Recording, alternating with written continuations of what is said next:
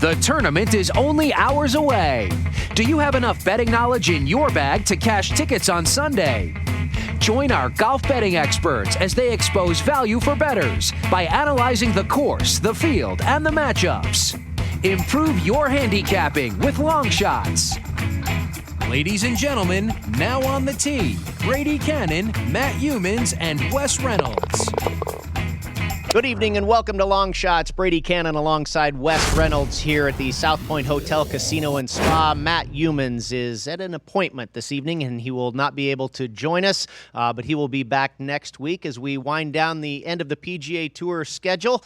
This is the fifth of the final week as we head towards the FedEx Cup playoffs, and then finally we end with the Tour Championship. I believe that show will be slated for August 21st with the tournament starting on August 22nd, and then it's into football season, and we've got a heck of an event this week. 45 out of the top 50 players are in action at the WGC-FedEx St. Jude Invitational, playing at TPC Southwind, and this has always been the FedEx St. Jude Classic. Usually fell right before the U.S. Open, but they have swapped it with the Bridgestone, which used to play at Firestone, and it has now become a WGC event.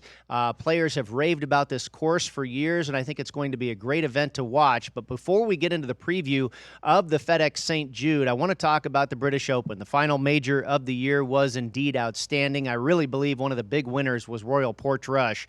Just an outstanding venue, a great 3 or 4 days of watching that tournament, and congrats to Shane Lowry. A couple of first-timers in our last two majors, the U.S. Open with Gary Woodland, and then Sugar Shane Lowry gets it done across the pond, Wes. Yeah, that's now 12 of the last 17 majors won by first-time winners, and Shane Lowry, you got to give it to him. I mean, he made that bogey on the first hole on Sunday, and then you're like, okay, here we go. This is going to be Oakmont 3 years ago all over again when he lost to Dustin Johnson after he had the 54-hole lead. But he stabilized, and really just about everybody else in the field with that weather just kind of fell off the map, and it was really kind of the early guys that were able to get in and get good finishes. But congrats to Lowry. I mean, he's now a top 20 player in the world. He is one of the 5 not in the field this week in Memphis, and he listed the official reason as hangover.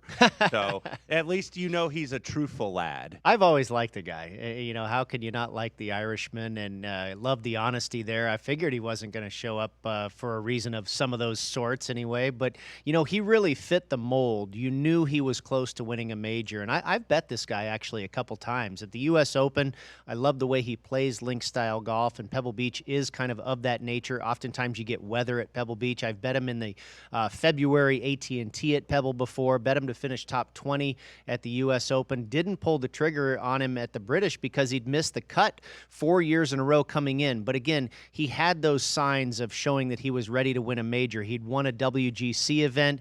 He had the 54-hole lead you mentioned at Oakmont. This guy was doing a lot of things very well at a high level on a big stage. And I think that 54-hole lead that he blew at Oakmont, you know, you have to go through some things like that before you can get past him, and that's exactly what he did on Sunday. Yeah, no question. I thought he really lived up to the moment. He seemed to really enjoy the moment, too. He didn't let the stress get to him. He kept it on an even keel, and I thought 33rd in the world coming in, now in the top 20. So this is the high for him, and also probably, I know we're a long ways away from it, but I looked at his bio. He had never been on a Ryder Cup team, so he's probably going to be on the Ryder Cup team for the first time under fellow Irishman Paddy Harrington's leadership, unless his game totally goes off a cliff, which I don't see it doing. So that's a big thing for him. I mean, he gets in every major for the next several years.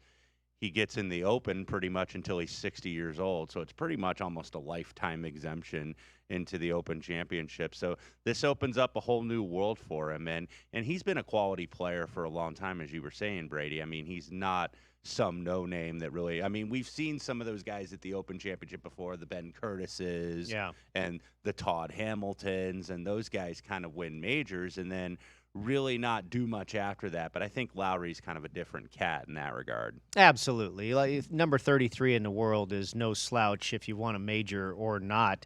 You know, some of the guys that were on the leaderboard, you mentioned the weather.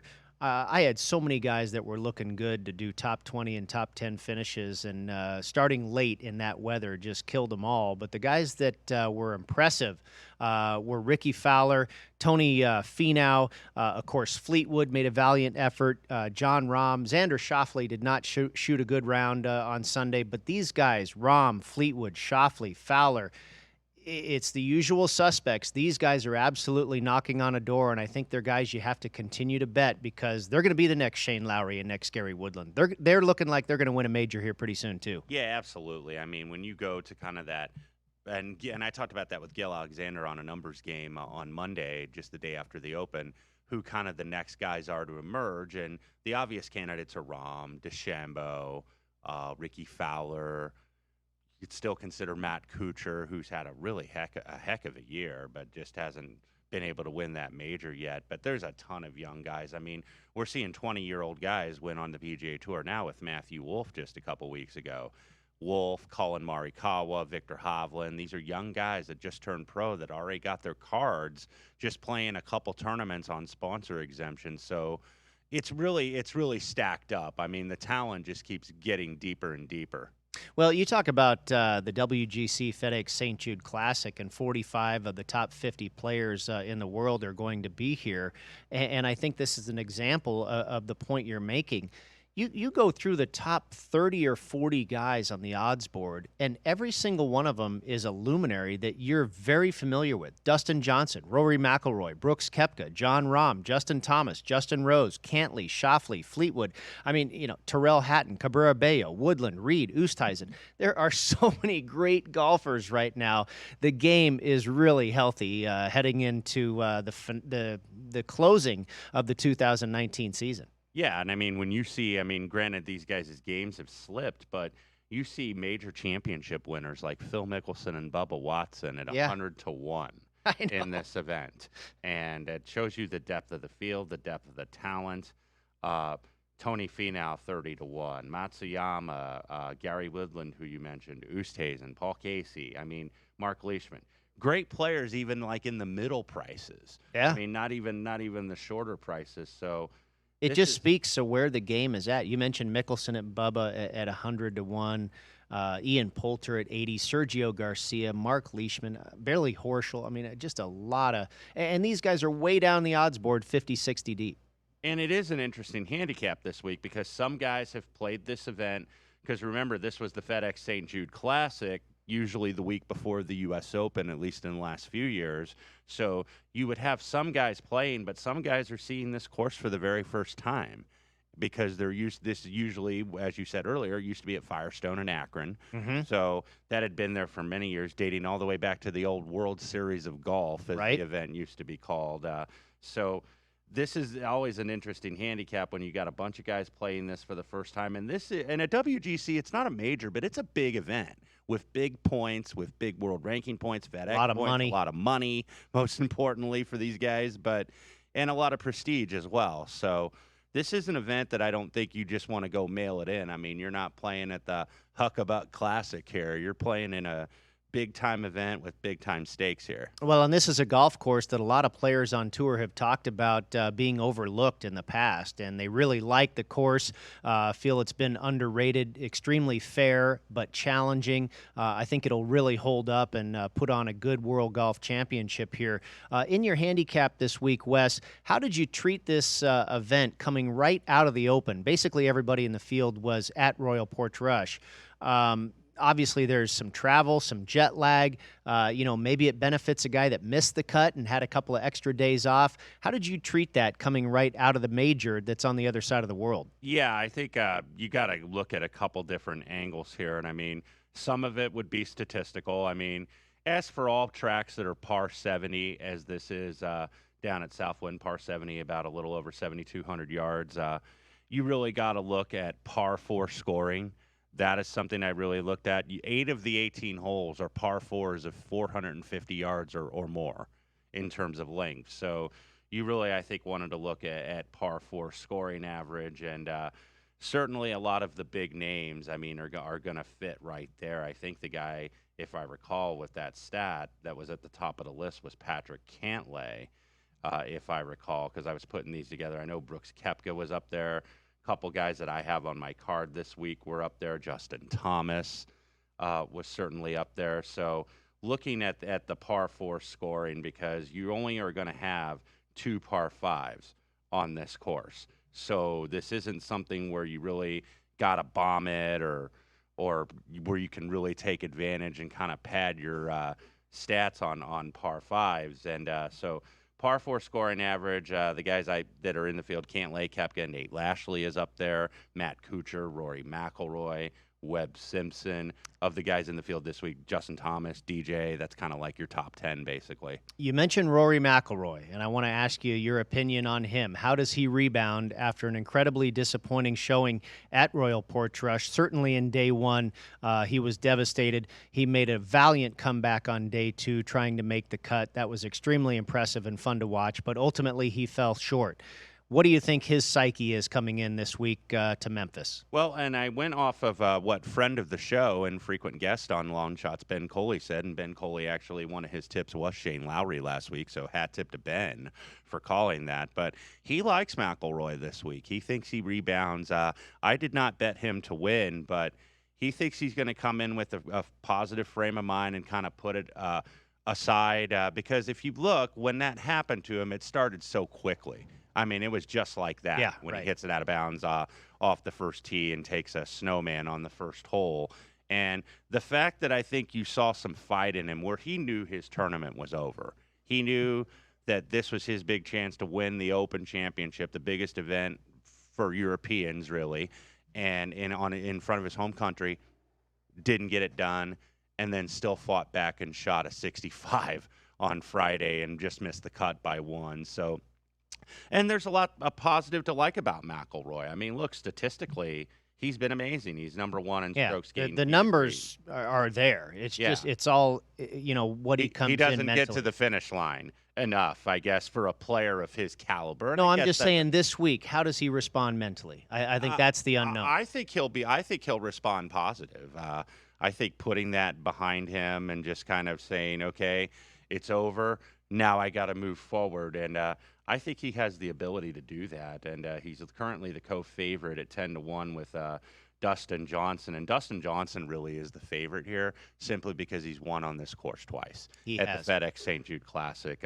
But his game really isn't in the best of shape. He's been very ho-hum this summer, made the cut at the Open, but I think was in maybe finished tied for 50th, I want to say, if memory serves me correctly. But he has not been in the best of form. Now, if there's a place where he can get to form, he was tied for 51st, just for the record. But if there's a place where you can get to form, I guess you could say it would be here. And I think that's why people are gravitating towards him. But there's certainly some guys down the board that I think warrant just as much favoritism as these two guys. Well, we will ask our guest when we come back. That is Rufus Peabody, a professional sports bettor and one of my golfing buddies. And don't forget, Long Shots is brought to you by Westgate Las Vegas Resort and Casino, home to the world-famous Superbook and NFL Super Contest. You've heard us reference this iconic Las Vegas Resort and Casino thousands of times here on VSiN, and now we want you to experience this classic piece of Las Vegas history for yourself. Located adjacent to the Las Vegas Convention Center, 1 block off of the Strip,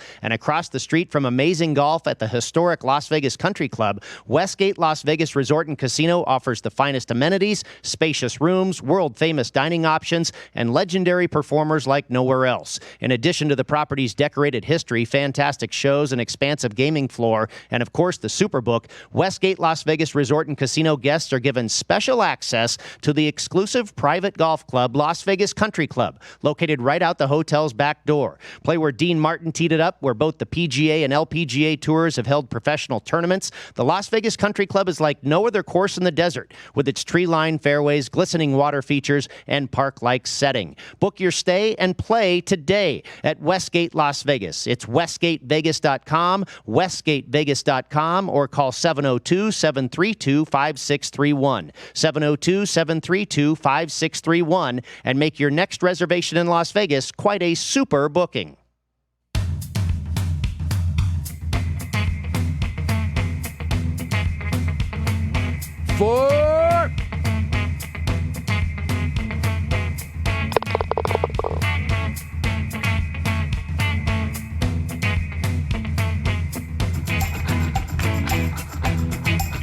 VSiN last week. Here's some of what you missed. How much in terms of momentum or legs does the 18-game, 16 per player maximum have? I can't imagine that Tom Brady's going to miss 2 games. I just can't fathom that you have a starting quarterback and you got to rest him for 2 games. And what that would look like is everybody would rest their quarterbacks first 2 weeks of the season and then play the rest of the year. I mean, why I'm not or maybe rest them in week 17 when the game doesn't matter if you think you can get there. But it's either early or late, but you can't rest them in October or November. There's too much at stake. So is that shaded a little bit shorter considering there's a lot of smart minds behind the Cornhuskers this year? Well, let me give all the credit for all this college football stuff to Ed Salmons, our senior college football guy here at the Superbook. And I know Ed and I both really like Nebraska this season. Talk about a team that, as bad as they started, they closed out so well at the end of last year. Mm-hmm. And that's such a mark of a great coach. And Scott Frost did such a great job with Central Florida, and he really had that team turned around by the end of last season. I don't see any reason why Nebraska won't win the Big Ten. Real quickly, we didn't touch upon Stanford, a team that's always a challenger in the Pac-12, but I think this is going to be a down year. They lose a ton of talent. One of my favorite players in college football last year, J.J. Arcega-Whiteside, he's gone. I'm not going to discount, though, the job that their coaching staff does there. Yeah, what they are the outliers, right? So everybody's running spread, and they're in 2 tight ends running the ball, and their pad level's down. And so to get ready to play them, right, to get ready to play Stanford, you're a school that you're Arizona, and you're in spread all the time. How do you get your defense ready to play Stanford?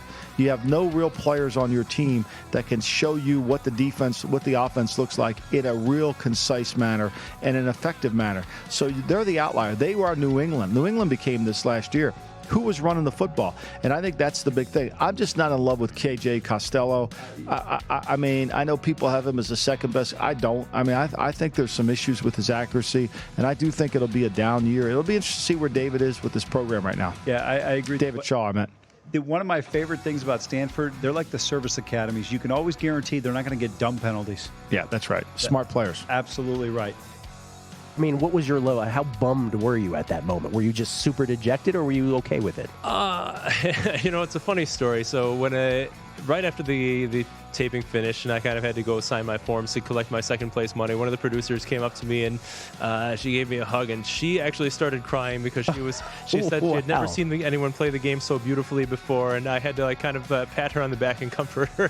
That's amazing. Experience was ending. Wow. But I would say it was kind of a bittersweet moment. Obviously, I wasn't happy to lose, but at the same time, it was getting a little stressful going back there every week, and I was kind of like I had put this achievement, checked it off the bucket list.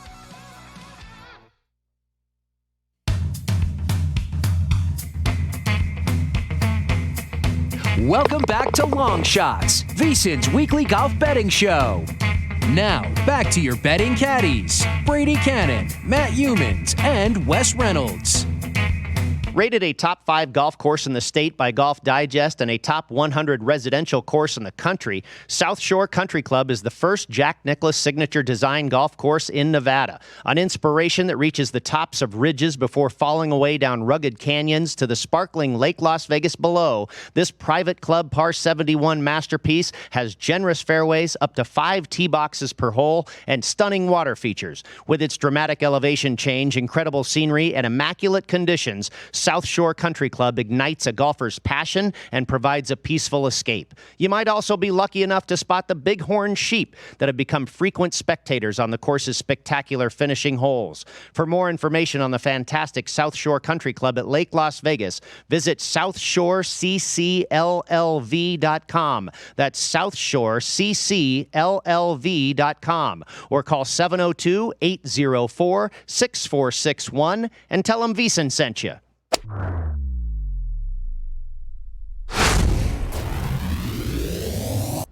Welcome back to Long Shots. Brady Cannon and Wes Reynolds with you, and that certainly is an appropriate ad, bringing up our next guest, Rufus Peabody, a professional bettor and co-founder of Massey Peabody Analytics. You can also catch his podcast called Bet the Process. It was Rufus and I that got to sample South Shore, and Rufus, you shot a pretty smooth 78 a couple weeks ago.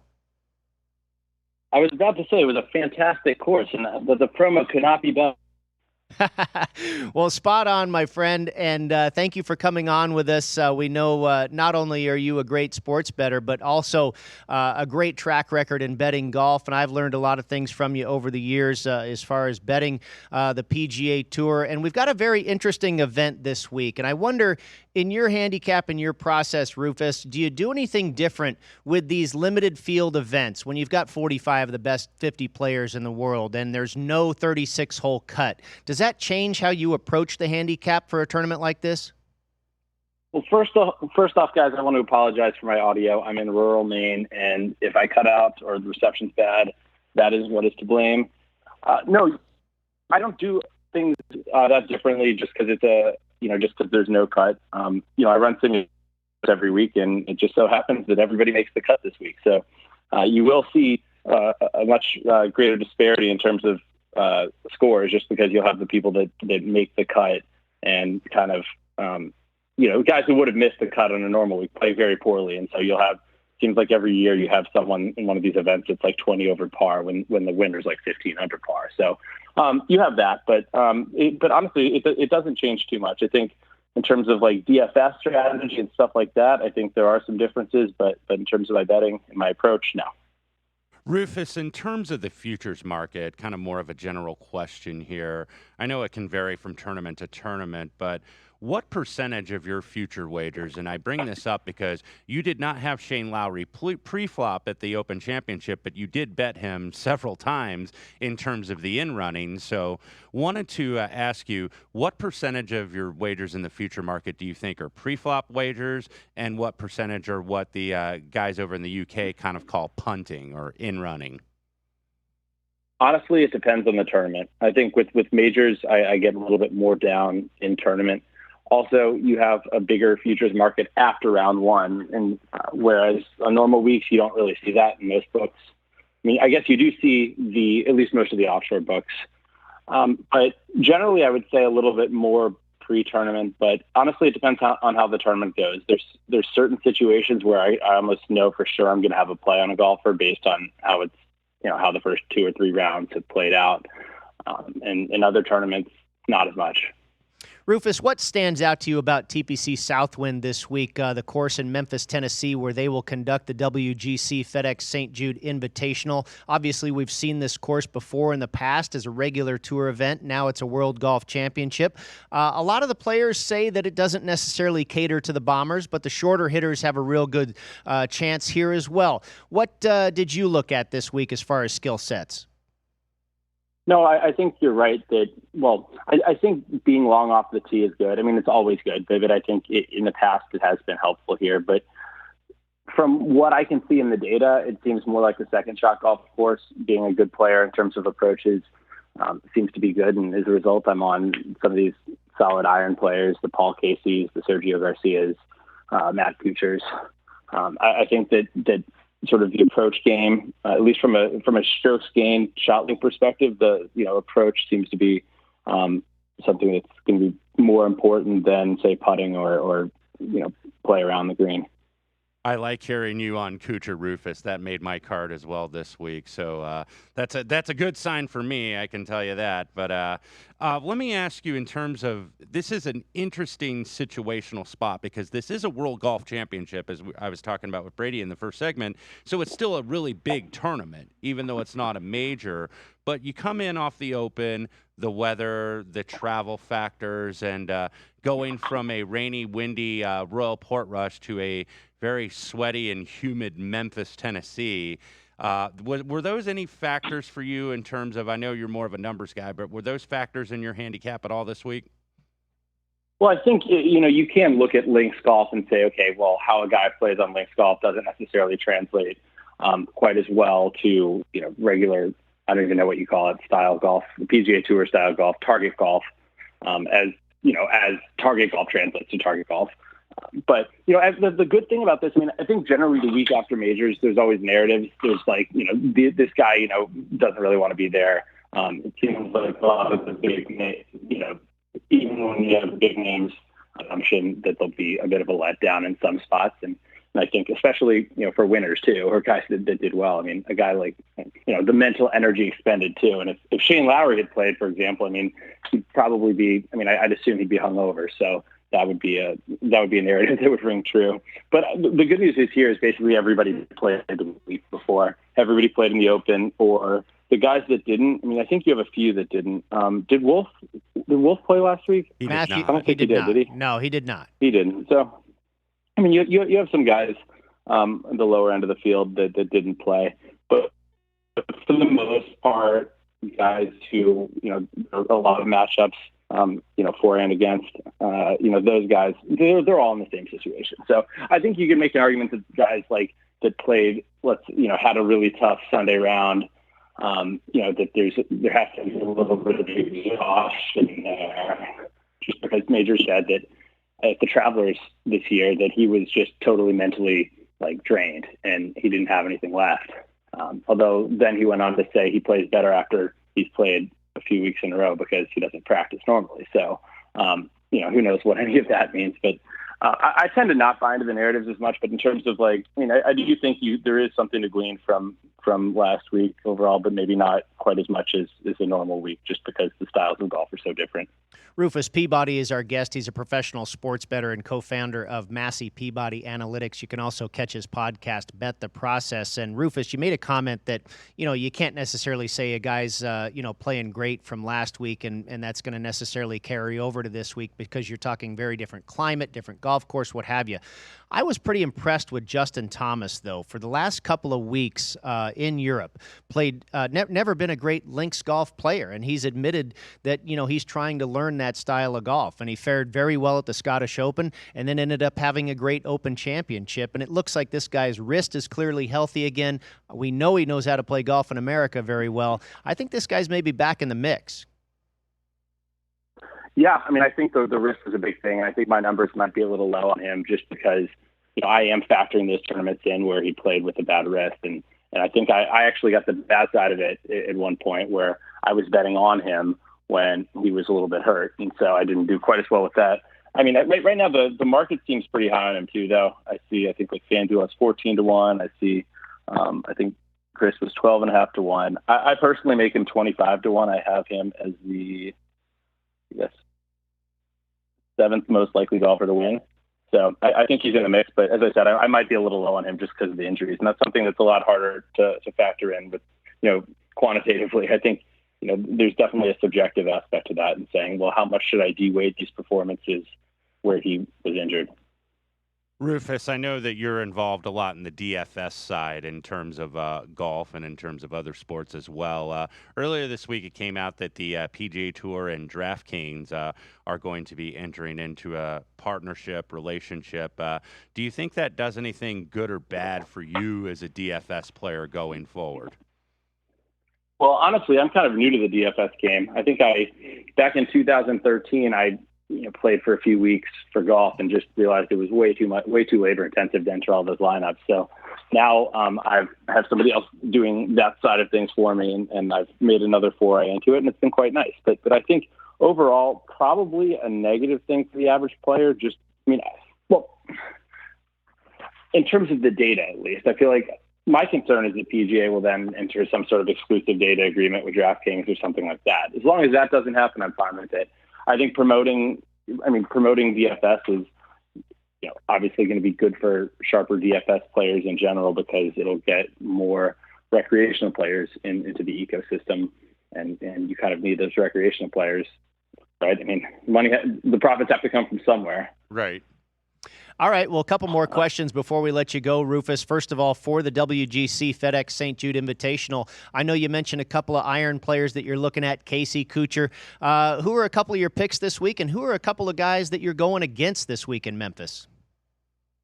So, honestly, it really is going to depend on the numbers that are out there. I before we got on, I kind of pulled up, I tried to pull up one of these, I pulled up FanDuel to kind of see what their outright numbers were, and all the bets that I have aren't really, those numbers aren't there at FanDuel. I'm not sure, those numbers may be available someplace else, but guys I'm on, I bet on Justin Rose at 25 to 1. I make him 22 to 1. So just because I said bet Justin Rose, do not bet him if you're not getting better than like 23 or so to 1. So I like Rose. I had a small edge on Fleetwood at 30 to 1. Some Paul Casey.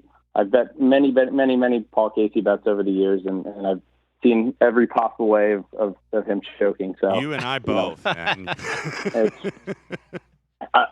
bet Sergio, who's the exact same thing there. So Sergio, I bet him at 98 to 1 earlier in the week. I make him 65 to 1. Kuchar, I make 40 to 1. So I had a little value earlier as well there. Gary Woodland, I had some value at 50 to 1. I make him 39 to 1. But I've heard that he may be having a kid, or his wife may be having a kid, and so he may be just leaving during the middle of the tournament. There's a chance that happens. So, honestly, though, that's something that is not going to have nearly as much of an effect on an outright as it would for a matchup, because these long outrights are something where you need everything. You need positive variance to win, and so whereas I wouldn't want to lay a big price on Woodland just given that that's a possibility. Well, Rufus, further back. Go ahead. I'm sorry. I make Mark Leishman 87 to 1. I got him at 96 to 1. I'm sure there are some other long shots where, but if I'm sure, because I think most books are carrying just about every golfer, and there are certain books out there that will give you better prices on some of these big long shots than others. Anybody outside the United States with Betfair, there's always some good options on sort of the big long shots there, but it kind of those numbers kind of go up pretty quickly. I think I have 49 golfers at 300 to 1 or better, and then it kind of drops off. Poom Saxon, I don't even know how to say his name. Poom Saxonson. He literally won 1 out of 360,000 simulations I ran. So. he is indeed a long shot. We do a very long shot. We do a segment here coming up called Major Implications, Rufus, and we look ahead to the next major. And of course, the next major is 9 months away. That would be the Masters in 2020 at Augusta National. And I know, of course, you are a numbers guy, and it's probably very early and probably way too early for you to have any sort of numbers as far as who's going to win the Masters in 2020. But I got to ask you, do you have a gut feel, just going off of the 4 majors and what you've seen lately? Anybody you're looking at, maybe a good thought for Augusta next year? I actually don't bet majors up until the week before. I know that there probably is a lot of good value to be had. Some books are slower to adjust. The guy plays well, the number should adjust. They don't adjust quick enough. So I honestly have not thought about it at all, and I probably won't think about it until March. But Koepka is the major man, right? Yeah, he is the favorite. Right. He is the favorite. He's at 10 to 1. I would not lay that down. There's so much can happen between now and the Masters. I feel like, first off, you're tying up your money for a long time if you're betting a future like that. More than I don't even know how many months that is, 9 months almost. And you can have injuries. And if, Koepka could get hurt, and suddenly if your bet is action, you don't even have a chance. So, and a lot of these guys too haven't necessarily, Koepka obviously has, but there's plenty of guys that haven't even qualified for Augusta that you could bet on. And so I think that's kind of the downside of those long shots. Before you asked me who I was against, and I never got to that. Sorry. I know I can kind of ramble, but I have 2 matchups against Brandt Snedeker. So he's probably the guy I'm biggest against on the matchup side. I'm curious to hear why, because there's a hometown angle with Snedeker. He didn't play all that poorly in the Open, and he's got a good history at this golf course. He's had some top 10 finishes here before. Yeah, his history is decent. He's overperformed by a little bit, but he's a very good putter. He's not. His approach game has not been particularly good this year. True. Or I'm just looking at my weighted projection number for him there. It's given where he is in terms of scoring. It's largely driven by putting and around the green. He's been weaker off the tee and approaches, and so I think off the tee and approaches matter more here than the short game. Can't disagree with you at all. It's more predictive. Yep, no, you're absolutely right. Snedeker's butt is breaded. Bread is buttered around the greens for sure. Well, thank you so much for joining us on Long Shots, Rufus, and we'll have to get out for another game of golf next time you're in Las Vegas. Seriously, that was awesome. Thanks so much for having me, Brady, and thank you for taking me golfing a few weeks ago. You got it, my friend. You put up a nice showing. Once again, I said a 78 that Rufus shot. You can follow him on Twitter at Rufus Peabody. You can hear his podcast, Bet the Process. He's the co-founder of Massey Peabody Analytics and a professional sports bettor and a good friend of mine in VEASAN. So once again, Rufus Peabody, thank you for joining us, and we will come back and do our member guest segment right here on Long Shots. It's VEASAN, VEASAN.com, and SiriusXM Channel 204.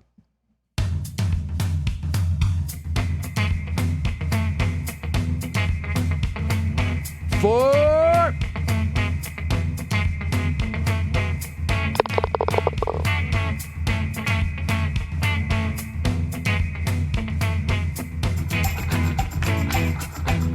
If you didn't catch VEASAN last week, here's some of what you missed. How much in the terms of momentum or legs does the 18-game, 16 per player maximum have? I can't imagine that Tom Brady's going to miss 2 games. I just can't fathom that you have a starting quarterback and you got to rest him for 2 games. And what that would look like is everybody would rest their quarterbacks first 2 weeks of the season and then play the rest of the year. I mean, why I'm not, or maybe rest them in week 17 when the game doesn't matter if you think you can get there. But it's either early or late, but you can't rest them in October or November. There's too much at stake. So is that shaded a little bit shorter considering there's a lot of smart minds behind the Cornhuskers this year? Well, let me give all the credit for all this college football stuff to Ed Salmons, our senior college football guy here at the Superbook. And I know Ed and I both really like Nebraska this season. Talk about a team that, as bad as they started, they closed out so well at the end of last year. Mm-hmm. And that's such a mark of a great coach. And Scott Frost did such a great job with Central Florida, and he really had that team turned around by the end of last season. I don't see any reason why Nebraska won't win the Big Ten. Real quickly, we didn't touch upon Stanford, a team that's always a challenger in the Pac-12, but I think this is going to be a down year. They lose a ton of talent. One of my favorite players in college football last year, J.J. Arcega-Whiteside, he's gone. I'm not going to discount, though, the job that their coaching staff does there. Yeah, what they are the outliers, right? So everybody's running spread, and they're in 2 tight ends running the ball, and their pad level's down. And so to get ready to play them, right, to get ready to play Stanford, you're a school that you're Arizona, and you're in spread all the time. How do you get your defense ready to play Stanford? You have no real players on your team that can show you what the offense looks like in a real concise manner and an effective manner. So they're the outlier. They were New England. New England became this last year. Who was running the football? And I think that's the big thing. I'm just not in love with KJ Costello. I mean, I know people have him as the second best. I don't. I mean, I think there's some issues with his accuracy, and I do think it'll be a down year. It'll be interesting to see where David is with this program right now. Yeah, I agree. David Shaw, I meant. One of my favorite things about Stanford, they're like the service academies. You can always guarantee they're not going to get dumb penalties. Yeah, that's right. Smart players. Absolutely right. I mean, what was your low? How bummed were you at that moment? Were you just super dejected, or were you okay with it? It's a funny story. So right after the taping finished, and I kind of had to go sign my forms to collect my second place money, one of the producers came up to me and she gave me a hug, and she actually started crying because she said she had never seen anyone play the game so beautifully before, and I had to kind of pat her on the back and comfort her. That's amazing. Experience was ending. Wow. But I would say it was kind of a bittersweet moment. Obviously, I wasn't happy to lose, but at the same time, it was getting a little stressful going back there every week, and I was kind of like I had put this achievement, checked it off the bucket list.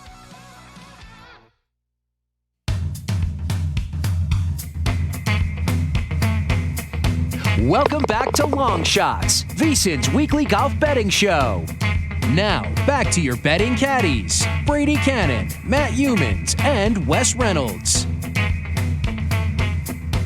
A course that rates the highest in each factor is Bali High Golf Club, a tropical golf course paradise located on the Las Vegas Strip and in the shadows of some of the most famous hotels in the world. At Bali High, designed by award-winning architects Brian Schmidt and Lee Curley, you will find hundreds of mature palm trees, lagoon-like water features, beautiful bunkering, and a stunning clubhouse home to Sealy Restaurant and an indoor-outdoor patio experience and event space. The course offers Bluetooth technology, caddies upon request, Jell-O shots, model-like beverage cart staff, VIP service from curb to course and back again, high-quality food and beverage, and a par 3 challenge where you can double your money with one swing. The stunning Bali High Golf Club, located in the heart of the Las Vegas Strip, is a golf jackpot, and there are many reasons why. Play today. To learn more about the Bali High experience or reserve your tee time, call 702-450-8000 or visit BaliHighGolfClub.com. That's BALIHAI golfclub.com.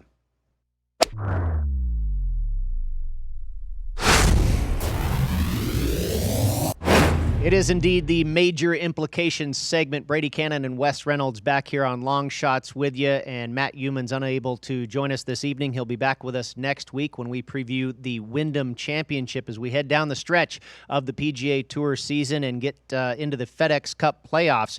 The majors are over for 2019, Wes, and it's been a pretty awesome year. I mean, it started with about as good as you can get with Tiger winning the Masters. Just Tiger winning the Masters, that statement alone is a major event in sports. And then you go to Brooks Koepka, who's just been the new kid on the block as far as majors go. And then you go with a couple of well-deserving first-timers, Gary Woodland winning the U.S. Open and Shane Lowry most recently at Royal Portrush. It's been a great year, I think, for golf's major championships. Yeah, absolutely. And I mean, I think what will be seen as the moment of the year, and probably rightfully so, is Tiger winning the Masters and kind of coming in, and then he starts lurking, and he's lurking, and he's lurking, and all of a sudden he's got the lead, and it's just over. And you had a lot of really great players in contention in those events. So that will probably be the major that is most remembered going forward in terms of the 2018 calendar year. But now we look to next year and see a lot of the same guys as the favorites, and then kind of project who's going to be the next one to break their maiden here, so to speak, since we've had it 12 of the last 17 times. Well, I think the Masters was probably the most exciting, too, on Sunday, which is not, uncommon. The Masters back nine is built for that drama and birdies and eagles, and a lot of times you get a very packed leaderboard, and we saw that at Augusta with Schauffele and Cantley and Finau and Tiger and Molinari and Koepka. It was really incredible theater, and then with the best of them all, maybe Tiger Woods winning it, it really made for an incredible way to start off the major season. Yeah, absolutely, and if you look going into next year, he's the second choice, that being Tiger Woods at 12-1, along with Dustin Johnson, Brooks Koepka 10-1. He currently has 2 major trophies in his trophy case, so you can't really, I don't think, can argue that. And these are the prices, of course, at the Westgate Superbook USA, based out of here in Las Vegas. And then you go down and you see the usual suspects: the Rory McIlroy, Justin Rose, Jordan Spieth. Ricky Fowler still seeking his first major win at 20-1. He's, along with Jon Rahm, kind of the shortest prices of the guys who have yet to win a major. And then you go down to Tommy Fleetwood, Xander Schauffele, 30-1, Bryson DeChambeau, Tony Finau, Matsuyama. Those are all guys that are still kind of chasing that first major. So there's going to be some value. And like Rufus said, it's hard to tie up your money 9 months in advance. I mean, you want to get the best price possible. But for me, that's probably going to be a month to 6 weeks out when I really start betting these. Yeah, I think Rufus does make a great point. And sometimes there's some value that jumps off the page at you. And, Jeff over there at the Westgate has them up now. So, you're sitting there looking at these futures all season long for the next 9 months. And I usually pay attention during the wraparound season when they're playing over in Asia and, doing some, silly season events and who's doing well. And Gary Woodland was off to a great start. And I saw him at 125 to win the Masters, 125-1, and I made a play on it. Unfortunately, I didn't bet him to win the U.S. Open, but there are going to be some plays that jump out at you, I think, as you get a little bit further into that wraparound season. I think maybe December might be about the first time I might start taking a serious look and seeing who's hot right now and seeing if I can maybe pick off some value. I think Woodland ended up closing for the Masters at about 60-1. Right, and I mean, paying attention to these, just because the the regular season and a lot of these big tournaments are ending, you still got the wraparound season in the PGA Tour. You still got the WGC event over in China. You've still got the European Tour race to Dubai. So you still got a lot of guys playing a lot of golf in the fall and winter months. So you don't want to necessarily ignore that. Wes, talk to me about the Barracuda Championship. That is the second-tier event that'll take place this week up in the Reno Tahoe area. Of course, the WGC, you've got the top 65 players in the world down in Memphis, but there's a whole another 200 guys, 150 guys that are up in Reno Tahoe this week trying to earn FedEx Cup points, and that's a big deal. Yeah, absolutely. It's at the Montreal Golf and Country Club, located in between Reno and Tahoe, as you said. Jack Nicklaus designed.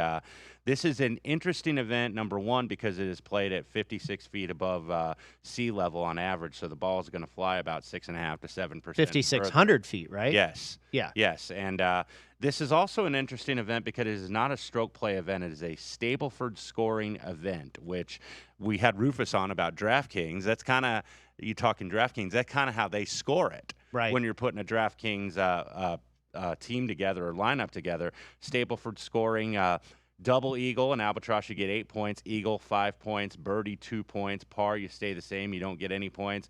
Bogey, minus 1 point. Double or more, minus 3 points. So this is a tournament that actually really rewards birdies. And you can see some of the graphics if you're watching on the stream. Birdie or better is a stat I really looked at. I looked at guys that make a lot of birdies. I'm not worried if they have a couple bogeys or a double here and there. But if they're making 7, 8 birdies, they can outweigh that. So that's what you're wanting here. You've got to be aggressive here. You got to shoot at the flags, keep it in the fairway, and try to get birdie. And really, in terms of the points, if you're around 40 or more points on the leaderboard on Sunday, you're probably going to have a chance to win this thing. Funny, they used to play the same scoring system, the Stableford scoring system, at another course at elevation, Castle Pines, the International in Colorado. Right outside of Denver, yeah, for the International. And they ran that until about 2004, 2005. And the guys, big name would win there, Greg Norman, Phil Mickelson. But they've done away with that event. But a lot of these guys that are in this field this week are trying to get those FedEx Cup points because we're 2 weeks away, and you got to get in that top 125, or you're going to have to play in the Corn Ferry Tour finals to keep your status for the next season. Yeah, and to keep your tour card alive, you've got to get into that 125. We'll come back and give out our plays for the WGC. Wes may have some other plays on a few other tournaments going around the globe this week. Keep it here on Long Shots, VEASAN, VEASAN.com, and SiriusXM Channel 204.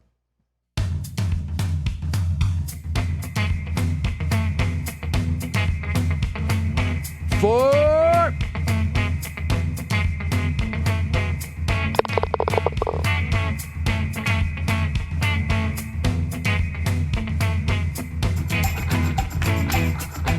You didn't catch VEASAN last week. Here's some of what you missed. Defensively, this is a good football team, and Fangio will make them. They'll create some turnovers with his pressure and his way to, you got Von Miller on one side and Bradley Chubb on the other. That's going to be, and then you're playing an altitude up there. Look, they're 6-10 last year, and you and I watched it repeatedly at the Oceans, right? How many games did Vance Joseph mess up for him? Yep, I would say off the top of my head 5. Yeah, I mean, it's like we sat there and like, what are you doing? And I think if they just don't lose games, there's Belichick talks about this all the time. We have to avoid losing before we can win. So children's books, because they cover a wide variety of subjects in a succinct manner. That was sort of your hack on that. You also, there's a lot of literature, for instance, that is asked about on Jeopardy. You're not reading entire books. What was your sort of shortcut for that? Well, there's a lot of material out there for everything. They have these people who they draw up like an animated summary of a Shakespeare play that boils down into a 7-minute video you can watch on YouTube. If you were able to process that and you don't want to actually read the Shakespeare play like me, then most of the nuts and bolts of what Hamlet is about are on there. How much in terms of momentum or legs does the 18-game 16 per player maximum have? I can't imagine that Tom Brady's going to miss 2 games. I just can't fathom that you have a starting quarterback and you got to rest him for 2 games. And what that would look like is everybody would rest their quarterbacks first 2 weeks of the season. and then play the rest of the year. I mean, why? I'm not, or maybe rest him in week 17 when the game doesn't matter if you think you can get there. But it's either early or late. But you can't rest him in October or November. There's too much at stake. You know, you got Zeke. You can't get into a 7-man box down there because they'll run it down your throat. So obviously, you know, it's got to come off the passing game or some other way. Do they have an answer for it down there? Yeah, Michael, they really, they really struggled, as you mentioned, with that. Some great numbers that you just threw out there, and you're absolutely right. They missed a really point of attack blocker. You know, their tight end, they used to have a combination. Even old man Jason Witten, and then James Hanna. When they had James Hanna, and then James Hanna retired. James Hanna was kind of a stunt man. He's like, okay, they take the actor out, they put the stunt man in, and he does all the dirty work. And they missed a guy like that. They didn't have that ability to really control the point of attack.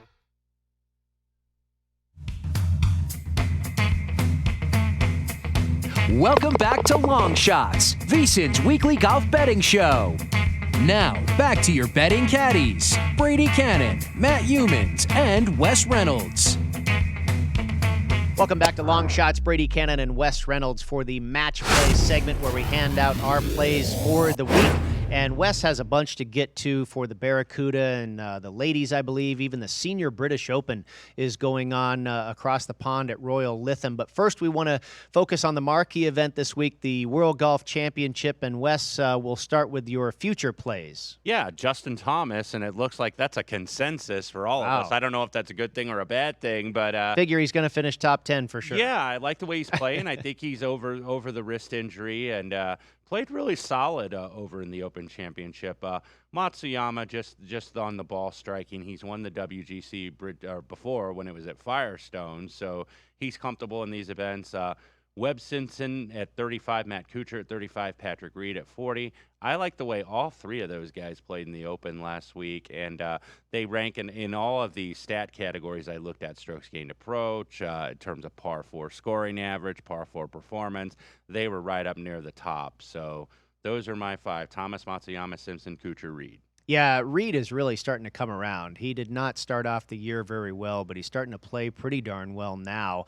I'm with you on Thomas. I really like the way he played over in Europe. I think his game is really coming back together. Rufus mentioned the price is maybe a little low. I can't argue with that, but I like the way he's playing, and I think he should contend.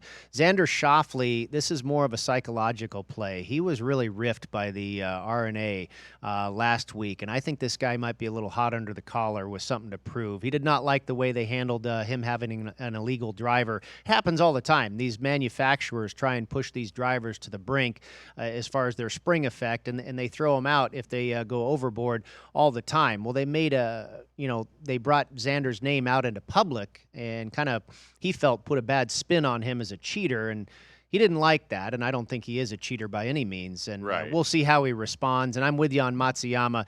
I think it's actually good maybe that he missed the cut last week, has a couple of extra weeks, or a couple extra days, rather, to get ready for this one. And then Matt Humans plays. He's on Thomas, Patrick Cantley, again, Schauffele, and Kevin Kistner at 80-1. And now let's go to some head-to-head matchups. Wes?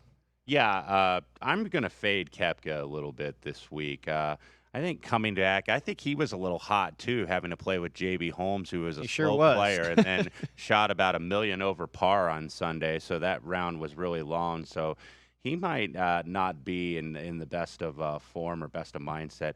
Reeve over Woodland. Rufus actually kind of gave it away. Woodland may withdraw, and got a Reeve who's got 2 top 6s the last 2 years in Memphis. So I think that's a playable matchup. Rose over Schauffele. I lean to the other way because he could be hot and he could have that red ass in him where he's like, oh, yeah, I'll show you. Or it could affect him negatively. So, sure, I agree. So I went with that, and then Horschel minus $1.25 over Matt Wallace. All right, well, I've got one matchup, and that's an iron player like Rufus talked about, Paul Casey over Louis Oosthuizen. And this is a little bit more of a fade of Oosthuizen than it is a backing of Casey. Oosthuizen is a wonderful player, but he seems to just show up for the major championships, and I think he may get lost in the shuffle here this week. And then Matt Humans has Justin Thomas at minus 110 over Justin Rose. And just about a minute or so left here, Wes, for you to go over some of the other tournaments that you're looking at this week. All right, let's roll with these other events. The first being the Barracuda. and went with Denny McCarthy. And one of the reasons he's number one strokes gained putting, and he's a guy that makes a ton of birdies. A lot of these guys on this list you will see are guys that are very high in birdie or better, and I think this rewards birdies and doesn't punish bogeys. So him, Bill Haas, who's got 2 straight top 10s the last 2 weeks. His game's coming around. J.J. Spahn, 40-1, always a good desert golf play, whether it's in Reno or in Vegas or in Palm Springs. And then Munoz, Hank Libiota, and Dominic Bazzelli, all high birdie guys, 66-1, and then 100-1 on the latter two. Avion Championship in France, Sung Young Park at 16-1. Hooju Kim, former winner here, 18-1, and she is one of the best ball strikers and the best putter on the tour. And then Jessica Korda at 40-1. Senior Open, I went with Wes. Let me interrupt you. The Evian Championship, that's a major for the women. It is. Correct? Yep. Both of these are majors, the Evian and the Senior British Open. Retief Goosen won the last major at the Senior Players Championship and just turned 50 earlier this year. He's in really good form. Scott Perel, 12-1. He's done everything but win this year. He's got like 7 top 10s. Really good player. And then Philip Price, 4 straight top 7s on the European Senior Tour at 33-1. So I think the Welshman could go low here at Royal Lytham. All right, that's going to do it for another edition of Long Shots. Wes Reynolds and Brady Cannon. The WGC-FedEx Invitational coming up from Memphis, Tennessee. Enjoy it. We'll be back next week to preview the Wyndham Championship from Greensboro, North Carolina, right here on VSiN, VSiN.com, and SiriusXM Channel 204.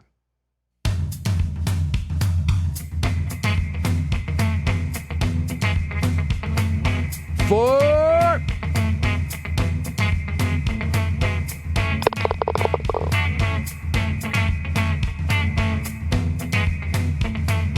If you didn't catch VSiN last week, here's some of what you missed.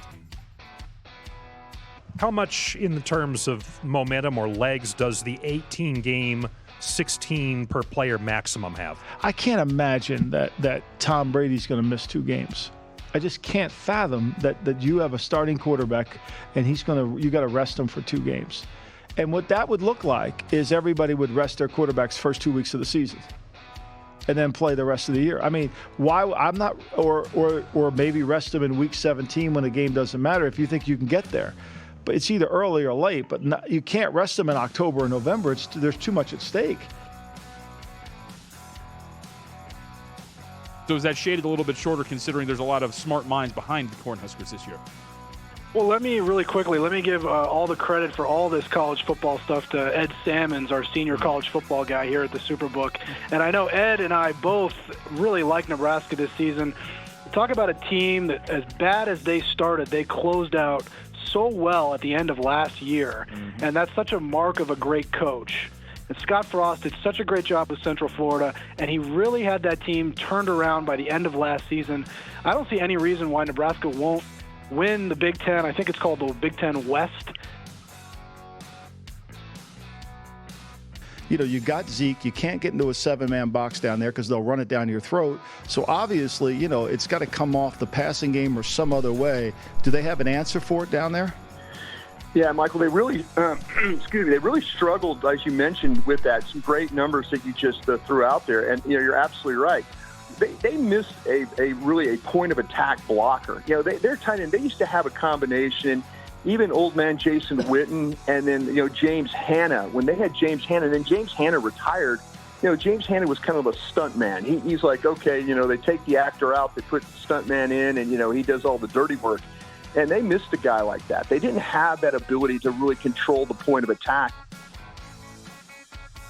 I mean, what was your low? How bummed were you at that moment? Were you just super dejected, or were you okay with it? It's a funny story. So when right after the taping finished, and I kind of had to go sign my forms to collect my second place money, one of the producers came up to me and she gave me a hug, and she actually started crying because she said she had never seen anyone play the game so beautifully before, and I had to kind of pat her on the back and comfort her. That's amazing. The experience was ending. Wow. But I would say it was kind of a bittersweet moment. Obviously, I wasn't happy to lose, but at the same time, it was getting a little stressful going back there every week, and I was kind of like I had put this achievement, checked it off the bucket list. Defensively, this is a good football team. And Fangio will make them. They'll create some turnovers with his pressure and his way to, you got Von Miller on one side and Bradley Chubb on the other. That's going to be, and then you're playing an altitude up there. Look, they're 6-10 last year, and you and I watched it repeatedly at the Oceans, right? How many games did Vance Joseph mess up for him? Yep, I would say off the top of my head 5. Yeah, I mean, it's like we sat there and like, what are you doing? And I think if they just don't lose games, Belichick talks about this all the time. We have to avoid losing before we can win. And I thought last year Denver lost games more than any.